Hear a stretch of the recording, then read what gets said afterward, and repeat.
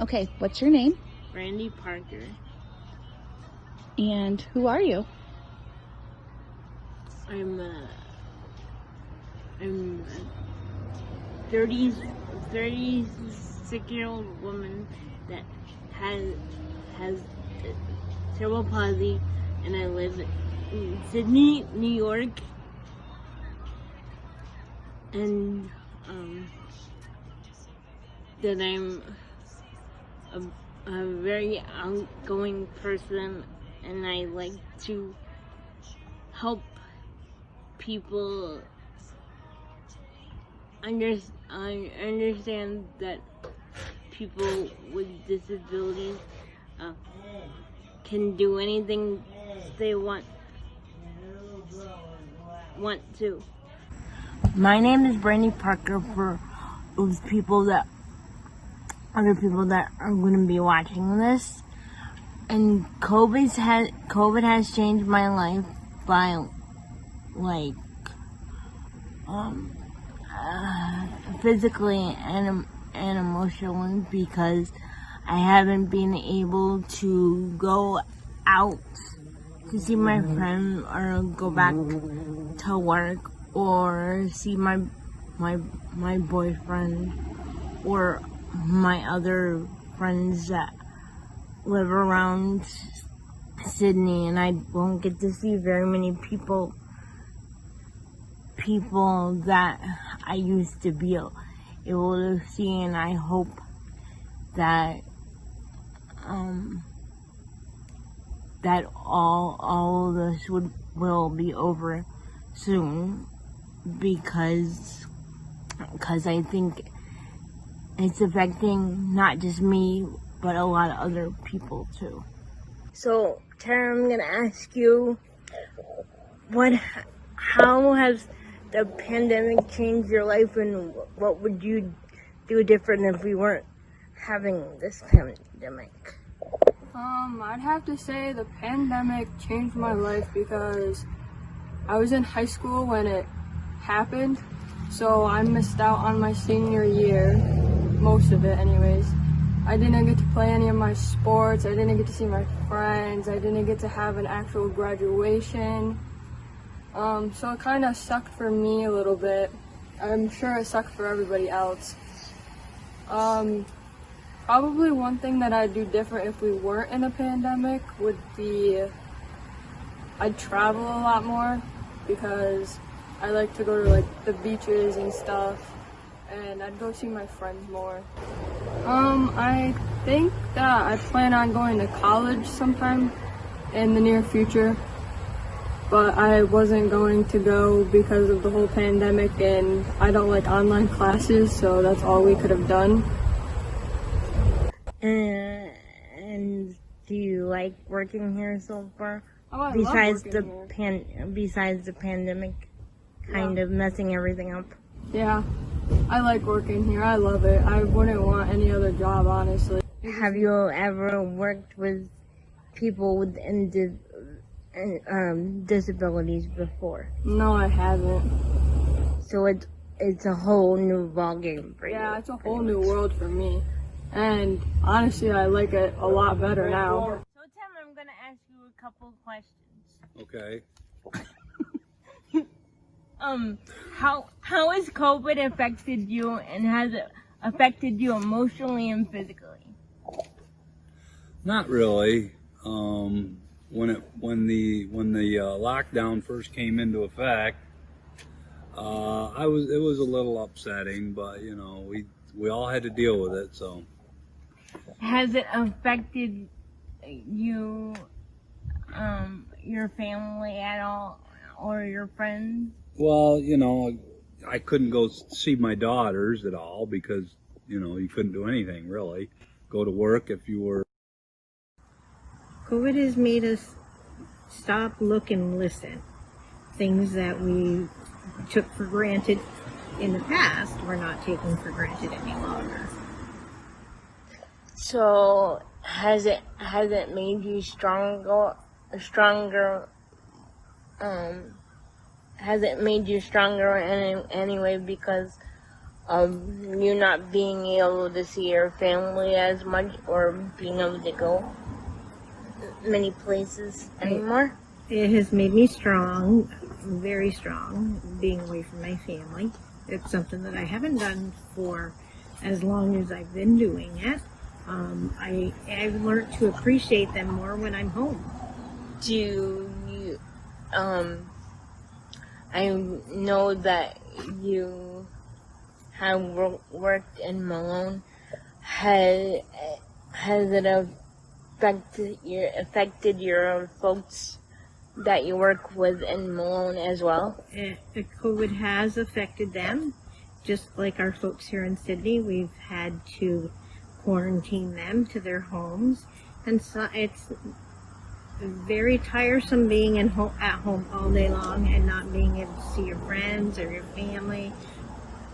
You know, that's been a very difficult.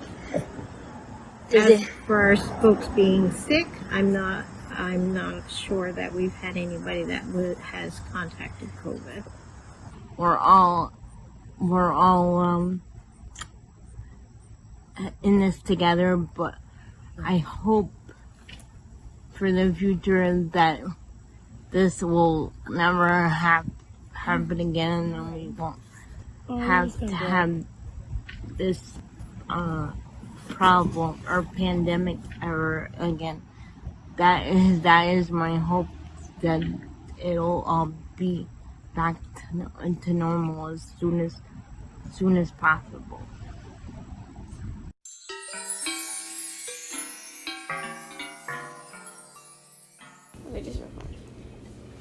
So I went on the bus. I think something happened on the bus. I don't remember. Something happened. And I had like a little pouch. I didn't have a backpack or anything. Like I literally had a little pouch. And I would just bring it to school. Like, oh, I don't need a backpack. So then I went into school. And there was so much ice everywhere. There's like ice. And everyone was wearing ice skates and going down the ice. I was like so confused, and I was like, I want to go on the ice. So then I took off my shoes and I went with my socks, and I was like running in the ice. And then the school started, and I had to run with my socks, and it took forever. And there was some reason there was ice in the school. I don't really know, like a little bit. And we went on to this ramp, and then I was like, oh, finally I made it. And then I was like, wait, I forgot my my shoes. So then someone had to bring it for me, and then we all sat down, and then the teacher's like, we went into the building, and the teacher was like, oh, you have to put on your masks. And then I looked through my pouch, and I had like wipes and stuff and hand sanitizer, but I didn't have a mask. And I got in so much trouble, so embarrassing. And then what happened after that? I had 2 little babies. One was like newborn and the other was probably 2. And both of them I was able to talk to. And they were both nursing on and off throughout the dream. And my milk was at points not really coming out so much, so I was trying to squeeze it and have my milk flow. And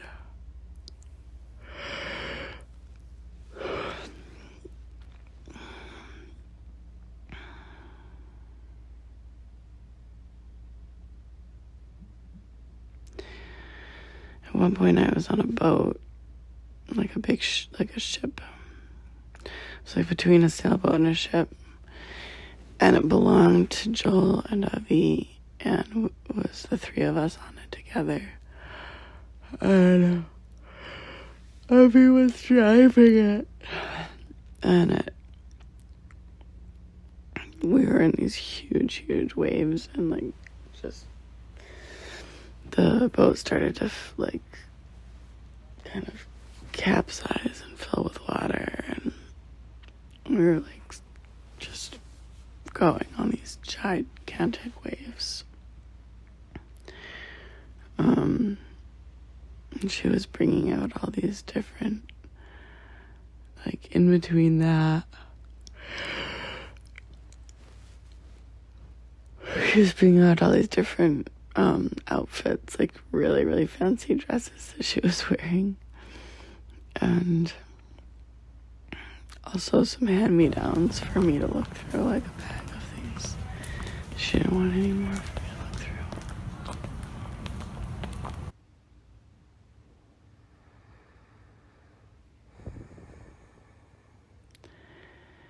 And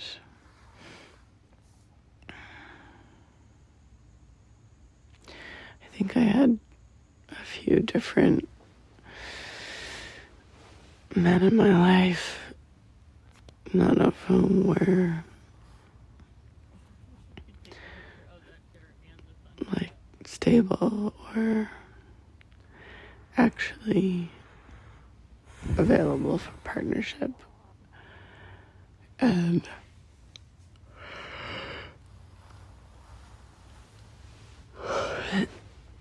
I guess my focus was these little kids that I was trying to nurse, trying to be a mother to.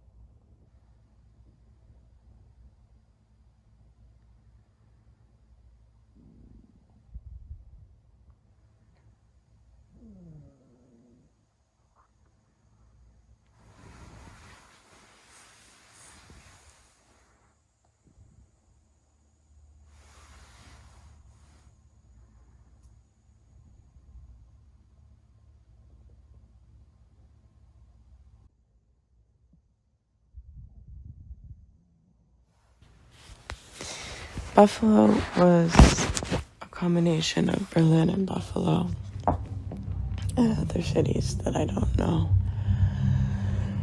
And Hope was in town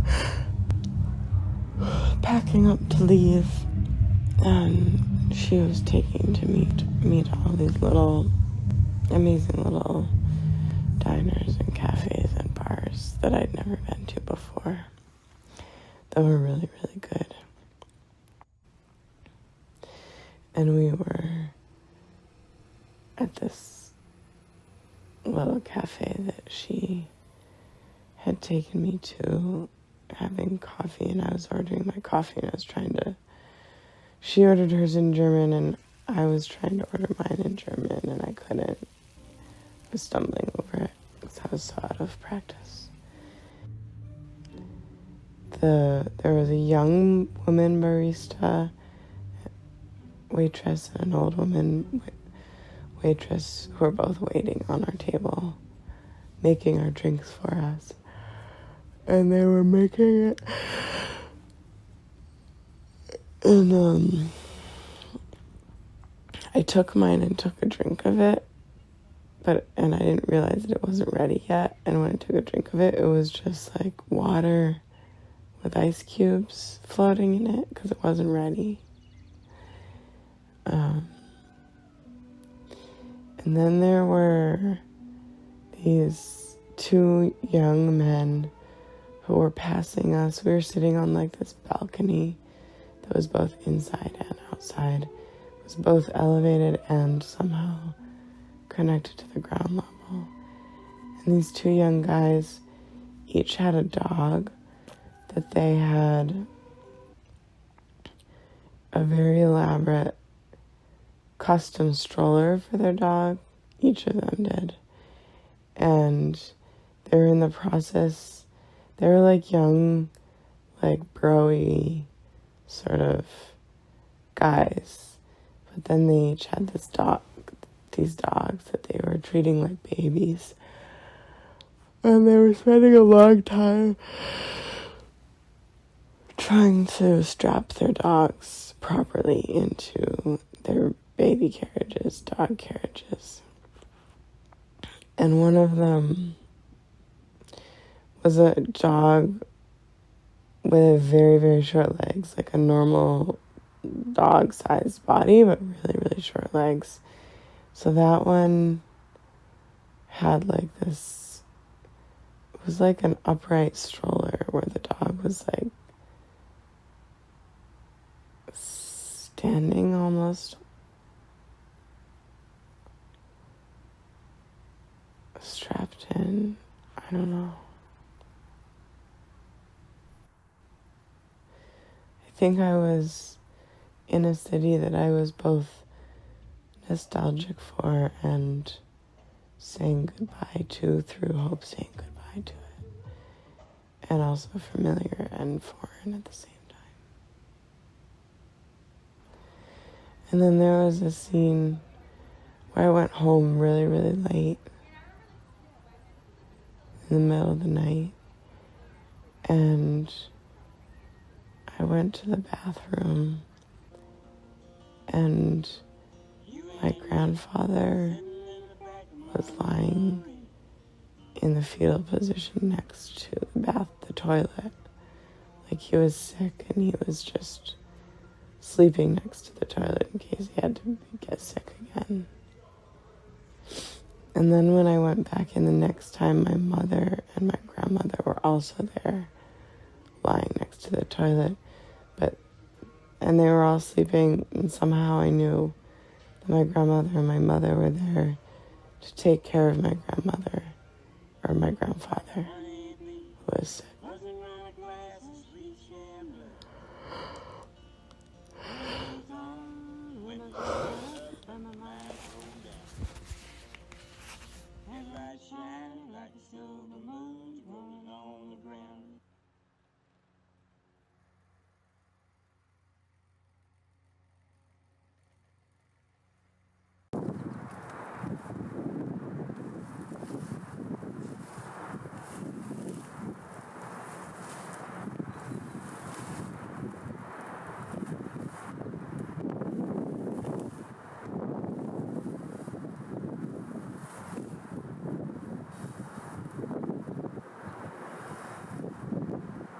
And look at us.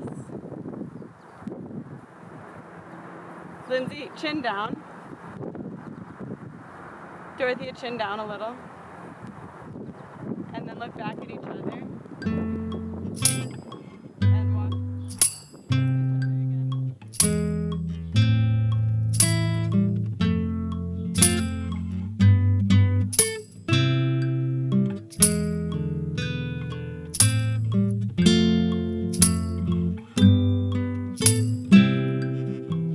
So, what was your dream again?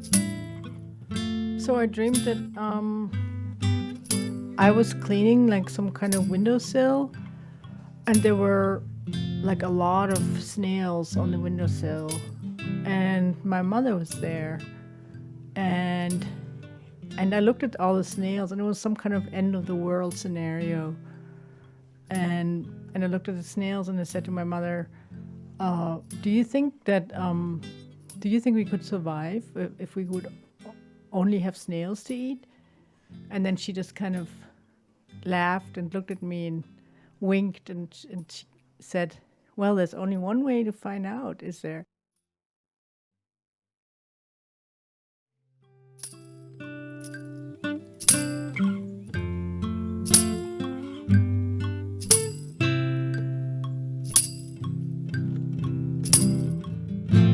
So what do you think this dream means? I mean, you never know because dreams could mean nothing, but if you're really thinking about it, maybe it means that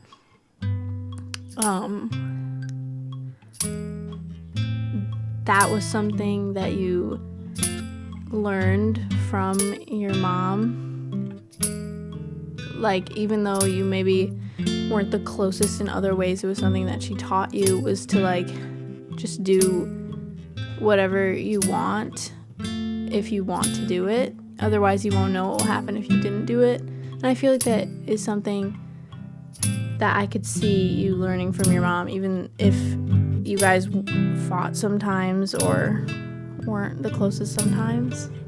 Because I feel like that's something that you guys have in common. And I feel like that's something that you like follow in your life. That's something that you live by, kind of. You mean trying things out, or? Yeah, like trying things even if you don't know what's gonna happen. I mean, I'm curious that you think that I fought a lot with my mother. Okay, well, I'm not saying you fought with your mother, but you've told me, like, you guys were distant at times or some. Not all the time. You guys were also close. Like, you had a good relationship, but that was something that you always shared.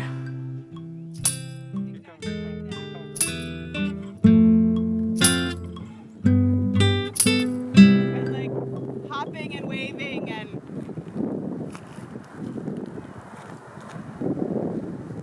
yeah, perfect.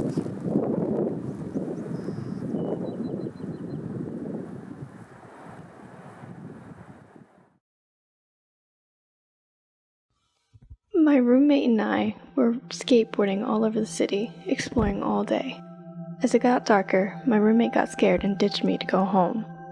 I called for her to wait, but she was too fast and we got separated, and I was left alone in a rough-looking neighborhood. It was weird.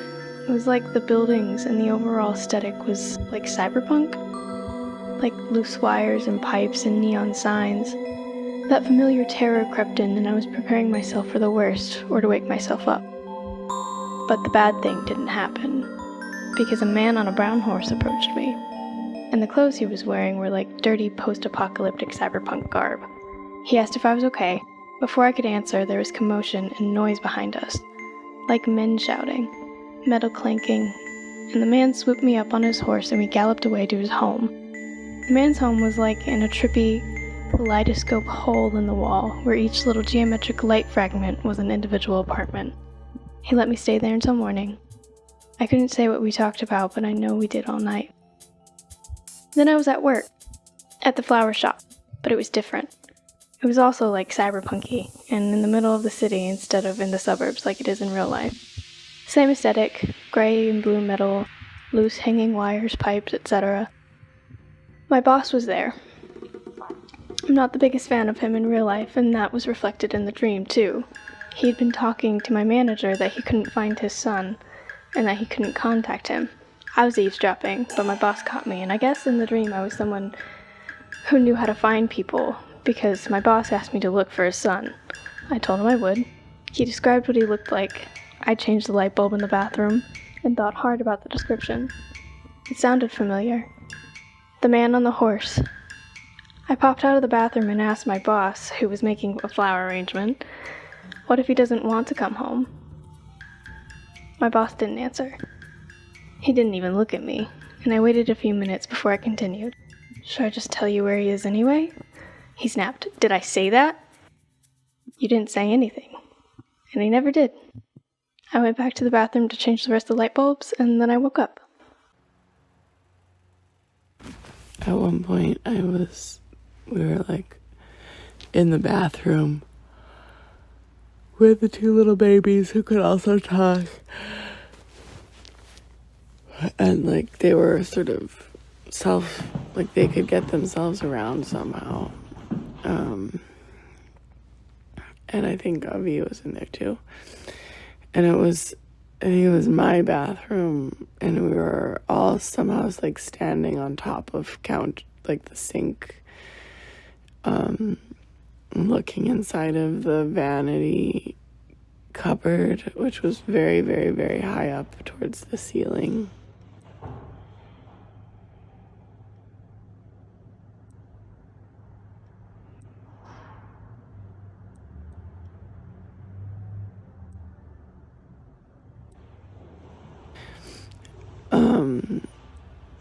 And was in there, but not exactly looking through. Avi and the little kids were like shuffling through things. And I somehow was feeling self-conscious that they were looking at my organization all, like that it wasn't organized enough or something. I was feeling anxiety that they were looking through it.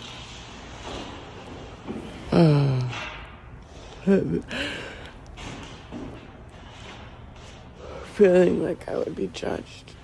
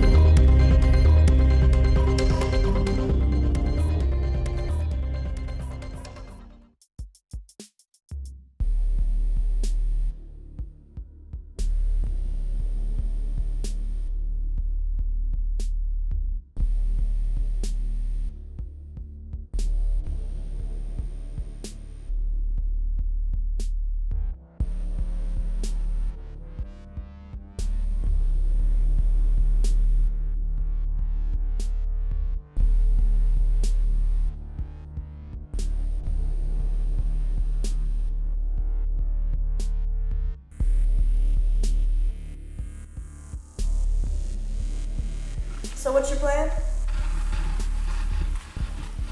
We're just gonna keep driving. In circles. Yeah, until we find what we're looking for. That's how time works. It's cyclical. It just keeps going round and around and around. So what exactly are we looking for? You know, we're seeking after our dreams. And history just keeps repeating itself. So this is what we need to do right now. Repeating itself. You also just keep repeating yourself. But you know who doesn't repeat themselves? Marx, Engels, Asada, Malcolm X. People that had the good ideas. Well, you know, if their ideas were so good, wouldn't we put them into play today?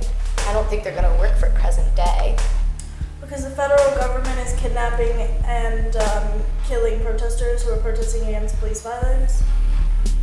We can't really just take over without some kind of class war. How do you think feudalism turned into capitalism? How do you think we got that? It wasn't from driving around in circles. I don't think the revolution is inevitable. I don't agree that the working class is going to realize that they are being exploited and revolt. So we just have to find a way to deal with the grand narrative as it is now. So we have to find a way to deal with driving in circles. Well, my way to deal with driving in circles should be throwing you out the window. But it won't. I'll just take it out. Well, that would be very dangerous for you, so since I'm the one driving. The car would just stop and go in a different direction.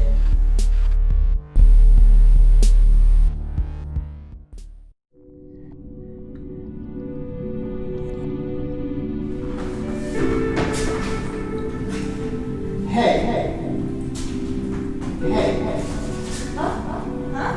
We're going back in time to fix anything? What? We're going back in time to fix anything? Who is this guy? We're freezing time to fix anything. What? We're going back in time to fix anything. We're speeding up time to fix anything. We're freezing time to fix anything.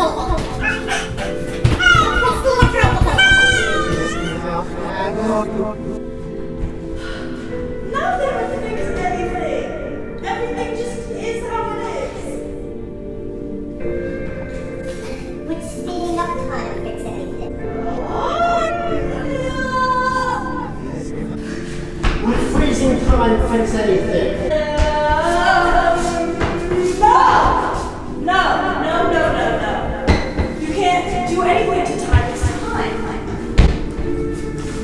Becca, just answer the questions. I can't say it now. Just answer the question. What's the question?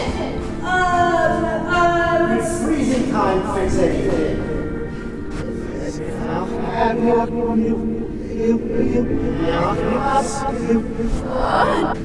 No! Time is cyclical. It goes round and around. Going back wouldn't change anything. Going forward wouldn't change anything. Everything is how it is.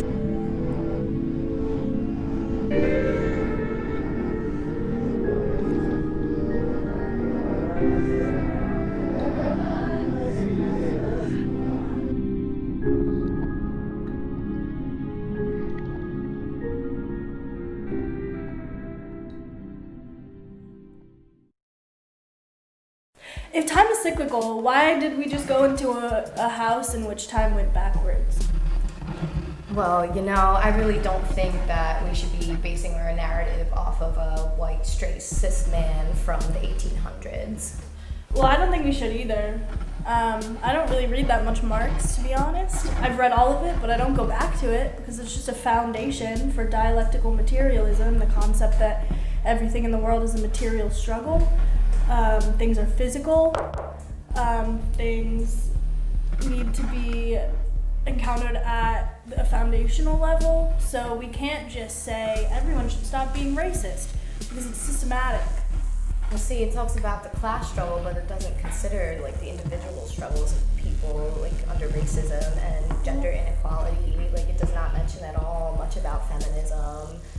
Marxist class struggle doesn't mention like the microaggressions that lead to segregation. It just mainly talks about the systematic thing under capitalism that I would argue would still exist even without capitalism. So Marx doesn't, you're right there, but Assata Shakur and Rosa Luxemburg and Malcolm X and Martin Luther King and dozens of other Marxists who have continued dialectical materialism into today have touched on every single one of those things. There's a book for everything you're talking about.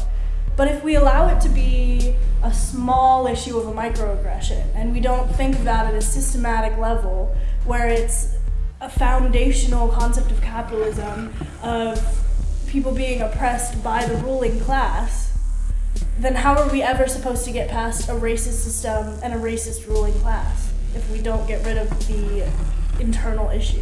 You wouldn't argue that people in the working class are also racist and that things would still continue even into a communist society? I think they're prejudiced, but I don't think they're systematically racist. So when people have these whites-only parties and say that black people aren't allowed here, or these sundown towns where black people still aren't allowed to be out at night, like, you wouldn't say that these things are microaggressions that aren't on a systematic level? They are on a systematic level. Sundown towns are a systematic thing. So are every other microaggression is a systematic thing. Asking people if you can touch their hair, that's because people aren't aware of natural hair. Right, but I would argue that racism is something that is taught, and people in the working class are also racist. Yeah, so then we don't teach them that. The reason that white working class people agree with their boss and are racist is because the boss convinces them that they have more in common with their boss than they do with their person of color coworker.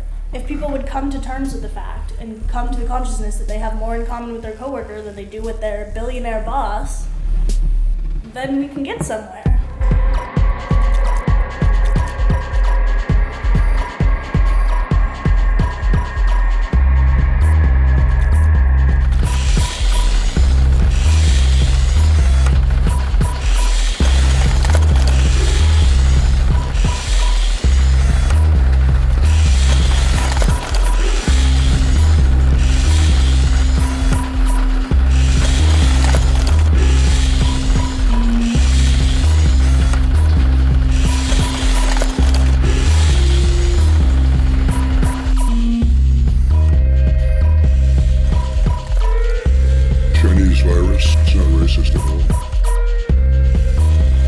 Clearly, it is not over. Clearly, it is not over. Clearly.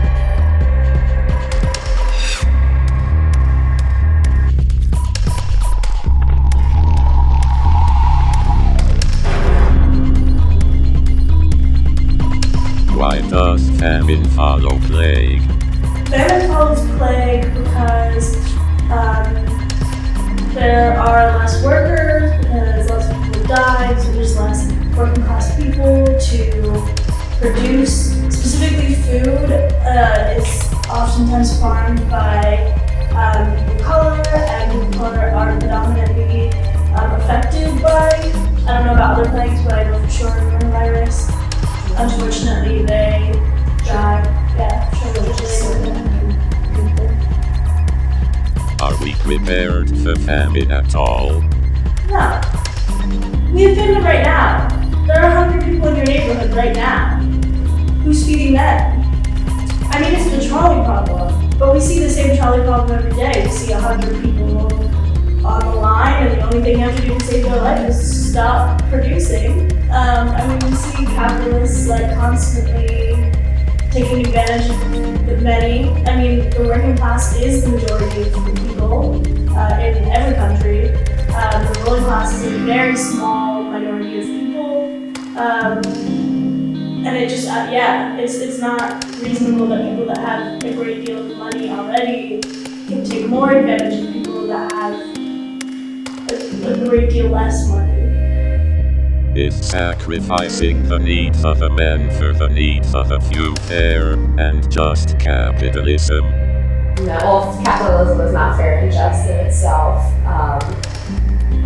But no, I do not believe that sacrificing needs of many people, or sacrificing needs of people to help many. I think we should find a system that works for everyone and stand with common play, because there's a shortage of people, there's a shortage of supplies, and there may be enough food, but the distribution of it is obviously not getting to everyone who needs it. I mean, we also see, like, at the beginning of the coronavirus, it's all the hoarding. True, yeah. Great. America especially is super individualist. So people went out and bought all the toilet paper, all the food. I mean, you just still impossible to get some things rather than just getting enough for themselves and being enough to like help their communities. But we are seeing a lot of like mutual aid things pop up. We are seeing like there's People No Food Hub. There's other mutual aid things where they're buying formula and food and stuff and giving it to communities. So the many are looking out for the many. It's the few who's really making it hard for the many to look out for them. There is no COVID in the United States, let me draw man. There is no COVID in the United States, let me draw man. There is no COVID in the United States, let me draw man. There is no COVID in the United States, let me draw man. There is no COVID in the United States, let me draw man. There is no COVID in the United States, let me draw man. There is no COVID in the United States, let me draw man. So Becca, when's your next gig? You know, I was hoping to have one next week, but with all this stuff going on in COVIDville, I'm probably not. I probably won't even get paid anyway. You know, as a woman in this scene, we don't even get paid a fair wage. Every time I walk into a venue, people think I don't even know how to work an amp. They assume I don't know how to tune my guitar. And then I leave at the end of the night with the male headlining artist making all the funds, and I get nothing. I think it's ridiculous. How are we going to change the narrative for women that they get paid a fair wage in their art? We're doing the same work as men, if not more, with mothers being so nurturing and doing all this physical labor. Sex workers do not get respected or get paid a fair wage. I just think it's really ridiculous, and we need to find a way to change this narrative for women. It is really ridiculous. You're absolutely right. We've been having these conversations for hundreds of years. The International Working Women's Day existed as a day for working women, and now it's just kind of like a working day. They kind of took out the women part. No, we are screwed over every day. Do not get appreciated for the same work we do as a man. Absolutely not. Have you heard of Girls Rock? You should work with them. It's like in Oregon, Philly, where you can like work with little girls who want to learn how to play instruments. I think like raising a generation of badass women prepared to throw the bar tab that they give you for payment straight at the bartender. It's a good idea. I definitely think we need more women empowerment in this scene. I agree with you. We need to do things on the small scale And will we help need the to narrative. stop allowing venues to stay open that are known for having sexual assaulters. Absolutely. So let's burn those down. We People need who condone that behavior, absolutely. Yeah, I mean, I think there's a lot of change happening in consciousness now that people are calling people out for their harm. But Absolutely, I think the Me Too movement, like people are actually starting to care now, which is good. We need to keep going in this direction. Absolutely. I think the Me Too movement has kind of changed to a like celebrities kind of thing, which is a shame. But I'd love to see like the Gorilla Girls. Have you heard of them? They were like an artist collective who made like really pro-women art. And I think that the Scum Manifesto should be required reading for every man in school. No, I'm just kidding. But yeah, I think you're absolutely right. I love you just a little bit less now. I love you just a little bit less. I love you just a little bit less now. I love you just a little bit less. I know I said I couldn't possibly love you any more than I already do. But now I love you just a little bit less. I love you just a little bit less.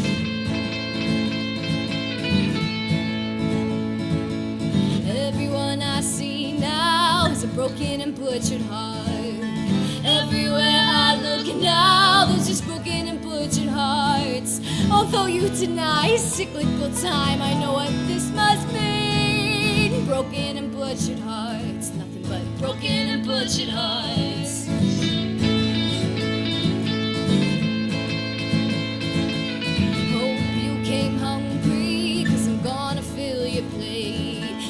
hope you came hungry, 'cause I'm gonna fill your plate.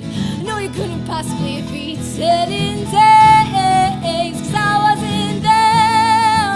Oh, I wasn't there. Oh.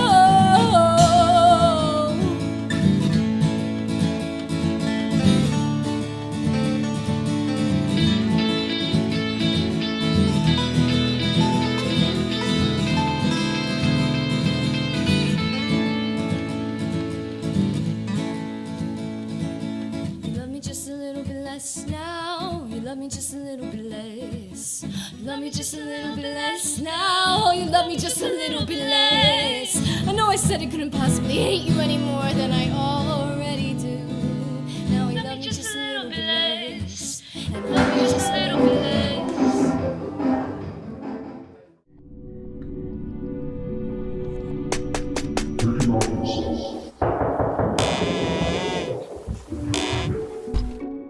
There's someone behind us.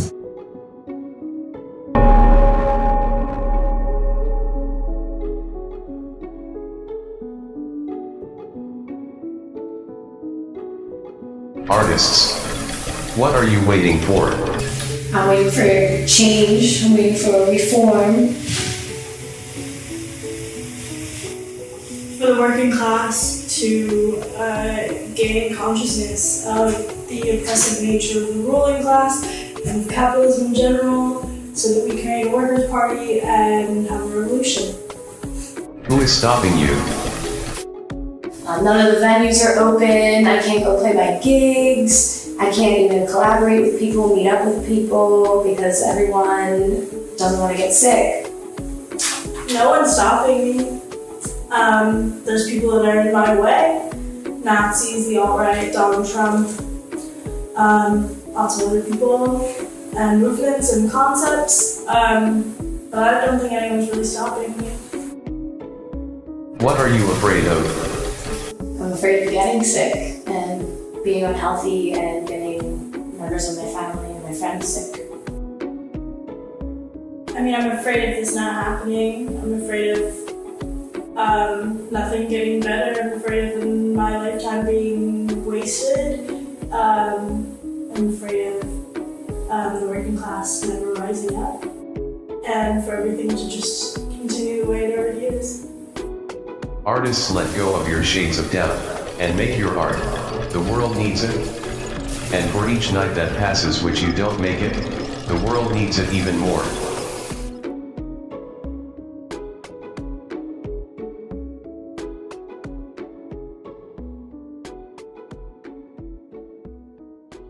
Ugh, I'm so hungry. I'm so tired. You know what, maybe we should stop driving around in circles and find a place to eat and a place to stay. That makes sense to me.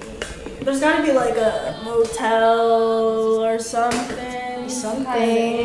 Did you see anything while we were driving around? I mean, we passed all this stuff like a couple hundred times driving in circles. I think there was like a little motel. It looked a little sketch, but I think it's the only option we have.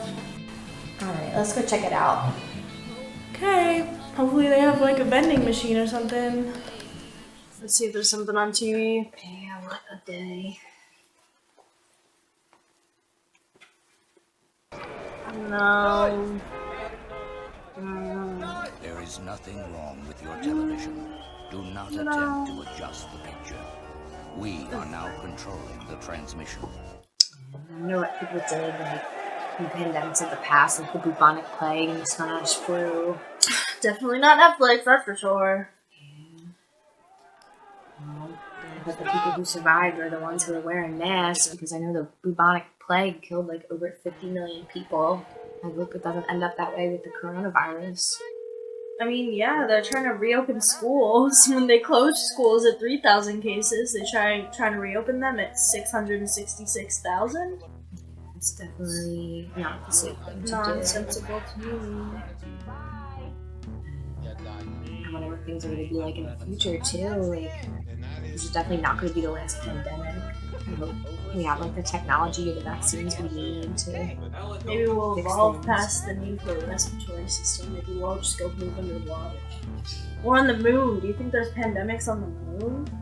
If we colonize Mars, will we bring disease with us? I hope we definitely don't get sick. Me too. I mean, I was at like a demonstration the other day, and a cop just like coughed on us. We asked him to put his mask on, and nope, he just coughed on us. Yeah, it's disgusting. So disrespectful. Ridiculous. I think they're above the law. I guess you are above the law if you are the law. Whatever they want, I guess. Even that is coughing on us. I'm sure you're okay. Yeah, my throat just starts to like take away all the. I'm just cold. I've had a little bit of a too. It's just allergies or something. Like we were out here all day.